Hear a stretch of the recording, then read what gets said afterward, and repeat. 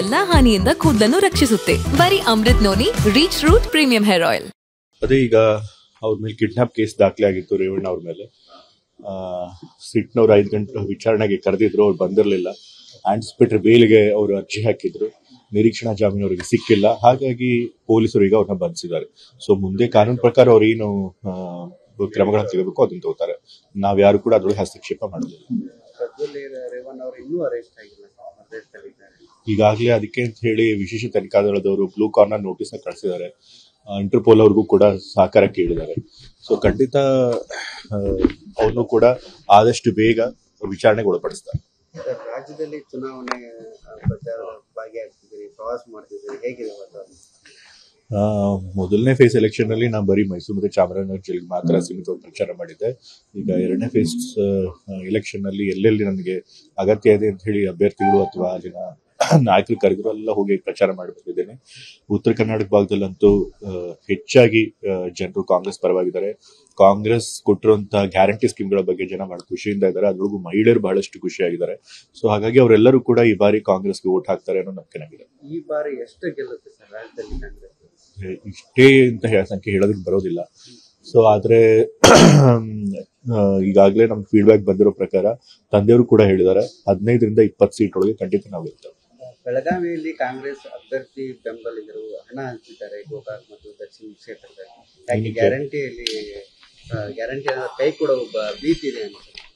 Guarantee ಕೈ ಕೊಡೋ ಭೀತಿನ ಯಾಕೆ? ಅಂದ್ರೆ ಇಲ್ಲಿ ಇವರು ಅಂದ್ರೆ ಲಕ್ಷ್ಮೀ ಹೆಬ್ಬಾಳ್ಕರ್ ಬೆಂಬಲಿಗರು ಬೆಳಗಾವಿ ದಕ್ಷಿಣ ಕ್ಷೇತ್ರ ಮತ್ತೆ ಗೋಕಾಕ್ ನಲ್ಲಿ ಹಂಚಿಕೆ ಮಾಡ್ತಿದ್ದಾರೆ. ಅವರನ್ನ ಬಿಜೆಪಿ ಕಾರ್ಯಕರ್ತರು ಹಿಡಿದು ಕೊಟ್ಟಿದ್ದಾರೆ. ಏನ್ ಹಂಚಿಕೆ ಮಾಡ್ತಿದ್ದಾರೆ ಅಂತ? ಹಣ ಇಲ್ಲ, ಅದು ಆರೋಪ ಅಷ್ಟೇ. ಪ್ರತಿಪಕ್ಷದವ್ರು ಪ್ರತಿ ಸರಿ ಚುನಾವಣೆಯಲ್ಲಿ ಆಗಿ ಹೇಳ್ತಾರೆ. ನೀವು ಅದು ಕೂಲಂಕುಷವಾಗಿ ಅದನ್ನ ವಿಚಾರಿಸಿ ಎಲೆಕ್ಷನ್ ಕಮಿಷನ್ ಇದೆ, ಅವ್ರು ನೋಡಿ ಅದು ವಿಚಾರ ಮಾಡಿ ಅದ್ರ ಸತ್ಯ ಇದ್ರೆ ಅದ್ರ ಮೇಲೆ ಕ್ರಮ ತಗೋತಾರೆ. ಬಿಜೆಪಿಯವರು ಆರೋಪ ಮಾಡ್ತಾರೆ, ಎಲೆಕ್ಷನ್ ಕಮಿಷನ್ ದವರು ಏನ್ ಕೆಲಸನ ಮಾಡ್ತಿಲ್ಲ, ನಾವು ಆರೋಪಿಗಳನ್ನ ಹಿಡಿದು ಕೊಟ್ಟರು. ಬಿಜೆಪಿ ಅವರು ಈ ಮಾತು ಹೇಳ್ತಿರೋದು ಹಾಸ್ಯಾಸ್ಪದ. ಯಾಕೆ ಅಂತಂದ್ರೆ ಇವತ್ತು ಎಲ್ಲರಿಗೂ ಗೊತ್ತಿರೋ ಹಂಗೆ ಎಲೆಕ್ಷನ್ ಕಮಿಷನ್ ಅವರು ಬಿಜೆಪಿ ಅವರು ಎಷ್ಟೇ ಚುನಾವಣಾ ನೀತಿ ಸಂಹಿತೆ ಉಲ್ಲಂಘನೆ ಮಾಡಿದ್ರು ಕೂಡ ಕಣ್ಮುಚ್ಕೊಂಡು ಕೂರ್ತಿದ್ದಾರೆ. ಇವತ್ತು ಬಿಜೆಪಿಯವರು ಪ್ರಧಾನಮಂತ್ರಿಗಳೇ ತಮ್ಮ ಭಾಷಣಗಳಲ್ಲಿ ಒಂದಾದ್ಮೇಲೆ ಒಂದು ಸುಳ್ಳು ಹೇಳ್ತಾ ಇದ್ದಾರೆ, ಕೋಮು ದ್ವೇಷನ ಹರಡಿಸುವಂತ ಭಾಷಣಗಳನ್ನ ಮಾಡ್ತಾ ಇದ್ದಾರೆ, ಧರ್ಮದ ಆಧಾರದ ಮೇಲೆ ಭಾಷಣ ಮಾಡ್ತಿದ್ದಾರೆ. ಅದೆಲ್ಲ ಮಾಡ್ತಿದ್ರು ಕೂಡ ನಾವು ಕಂಪ್ಲೇಂಟ್ ಕೊಟ್ಟರು ಕೂಡ ಕ್ರಮ ತೆಗೆದುಕೊಂಡಿಲ್ಲ. ಪ್ರಧಾನಮಂತ್ರಿ ಅವರಿಗೆ ಪತ್ರ ಕೂಡ ನೋಟಿಸ್ ಕೂಡ ಕೊಡೋದಕ್ಕೆ ಎಲೆಕ್ಷನ್ ಕಮಿಷನ್ ಆಫ್ ಇಂಡಿಯಾ ಅವ್ರಿಗೆ ಆಗಿಲ್ಲ. ಸೊ ಹಾಗಾಗಿ ಇವತ್ತು ಎಲೆಕ್ಷನ್ ಕಮಿಷನ್ ಸರಿಯಾಗಿ ಕೆಲಸ ಮಾಡಿಲ್ಲ ಅಂತ ಹೇಳಿ ದೂರ ಮಾಡ್ಬೇಕಿದ್ರೆ ಅದು ನಮ್ಮ ಕಾಂಗ್ರೆಸ್ ಪಕ್ಷ.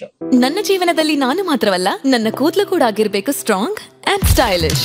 ಬರೀ Amrut noni reach root premium hair oil ನೊಂದಿಗೆ. Reach root premium hair oil. BJP ಅವರು ಮತ್ತೊಂದು ಆರೋಪ ಮಾಡ್ತಾರೆ ಪದೇ ಅಂದ್ರೆ ಚುನಾವಣೆ ನಂತರ ಸರ್ಕಾರ ಇರಲ್ಲ ರಾಜ್ಯದಲ್ಲಿ, ಡಬಲ್ ಇಂಜನ್ ಸರ್ಕಾರ ಬರುತ್ತೆ. ಯಾವಾಗ್ಲೂ ಹಾಗೆ ಹೇಳ್ತಿರ್ತಾರೆ. ಕಳೆದ ಬಾರಿ ಕಾಂಗ್ರೆಸ್ ಪಕ್ಷ ಇದ್ದಾಗ್ಲೂ ಹಾಗೆ ಹೇಳ್ತಿದ್ರು, ಆವಾಗ ಬಿದ್ದೋಗ್ಬಿಡುತ್ತೆ ಇವಾಗ ಬಿದ್ದೋಗ್ಬಿಡುತ್ತೆ ಅಂತ. ನಾವು 5 ವರ್ಷ ಪೂರೈಸಿದೀವಿ. ಈಗಲೂ ಕೂಡ ಅವ್ರು ಹೇಳ್ತಾರೆ. ಆದ್ರೆ ನಮ್ಮ ಸರ್ಕಾರ ಸ್ಥಿರವಾಗಿ ಸುಭದ್ರವಾಗಿದೆ. ಹೇಳ್ತಾರೆ, ಅದನ್ನ ಹೇಳೋದಲ್ಲ. ಪ್ರತಿಪಕ್ಷ ಆರೋಪಗಳಲ್ಲಿ ಎಲ್ಲರೂ ಹುರುಳಿರೋದಿಲ್ಲ. ಸೊ ಅದಕ್ಕೆ ಇನ್ನ ಗಂಭೀರವಾಗಿ ಪರಿಗಣಿಸಬೇಕಾಗಿಲ್ಲ. ಮಹಾರಾಷ್ಟ್ರದ ಮುಖ್ಯಮಂತ್ರಿಗಳು ಬೆಳಗಾವಿಯಲ್ಲಿ ಸ್ಪೀಚ್ ಮಾಡ್ತಾರೆ,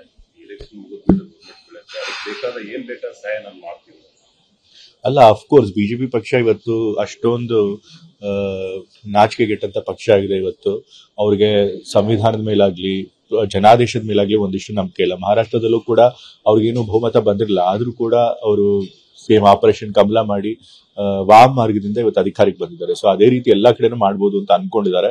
ಬಟ್ ಈ ಸರಿ ಜನ ಅದನ್ನ ನೋಡ್ತಾ ಇದ್ದಾರೆ. ಮತ್ತೆ ಆ ರೀತಿ ಮಾಡಿದ್ರೆ ಜನ ಸಂಪೂರ್ಣವಾಗಿ ತಿರಸ್ಕರಿಸ್ತಾರೆ.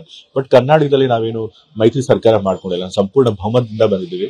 ಸೊ ಹಾಗಾಗಿ ನಮ್ಮ MLAಗಳೆಲ್ಲರೂ ಕೂಡ ನಮ್ಮ ಪಕ್ಷದ ಪರವಾಗಿದ್ದಾರೆ. ಹಾಗಾಗಿ ಅವ್ರು ಬೀಳಿಸೋದಕ್ಕೆ ಆಗೋದಿಲ್ಲ ಸರ್ಕಾರ. ಅದು ಹೇಳಿದ್ನಲ್ಲ, ಈಗಾಗಲೇ ಹೇಳಿದ್ದೀನಿ. ವಿಶೇಷ ತನಿಖಾದಳರು ಈಗಾಗಲೇ ಬ್ಲೂ ಕಾರ್ನರ್ ನೋಟಿಸ್ ಕೊಟ್ಟಿದ್ದಾರೆ. ಇಂಟರ್ಪೋಲ್ ಅವರು ಸಹಕಾರ ಕೇಳಿದ್ದಾರೆ. ಇಂದೆಲ್ಲ ನಾಳೆ ಅವ್ರನ್ನು ಕೂಡ ಕರ್ಕೊಂಡ್ ಬಂದು ವಿಚಾರಣೆ ಖಂಡಿತ ಹೊಳಿಸ್ತಾರೆ. ಅನುಕ್ಷಣದ ಸುದ್ದಿಗಳಿಗಾಗಿ ವಿಸ್ತಾರ ನ್ಯೂಸ್ ಯೂಟ್ಯೂಬ್ ಚಾನೆಲ್ ಸಬ್ಸ್ಕ್ರೈಬ್ ಮಾಡಿ. ಹೊಸ ಸುದ್ದಿಗಳ ನೋಟಿಫಿಕೇಶನ್ಗಾಗಿ ಬೆಲ್ ಐಕಾನ್ ಕ್ಲಿಕ್ ಮಾಡಿ. ಲೇಟೆಸ್ಟ್ ಅಪ್ಡೇಟ್ಸ್ಗಾಗಿ www.vistaranews.com ವೆಬ್ಸೈಟ್ಗೆ ವಿಸಿಟ್ ಮಾಡಿ. ಅಂಗೈಯಲ್ಲೇ ಜಗತ್ತಿನ ಸುದ್ದಿ ತಿಳಿಯಲು ವಿಸ್ತಾರ ನ್ಯೂಸ್ ಕನ್ನಡ ಆಪ್ ಡೌನ್ಲೋಡ್ ಮಾಡಿ.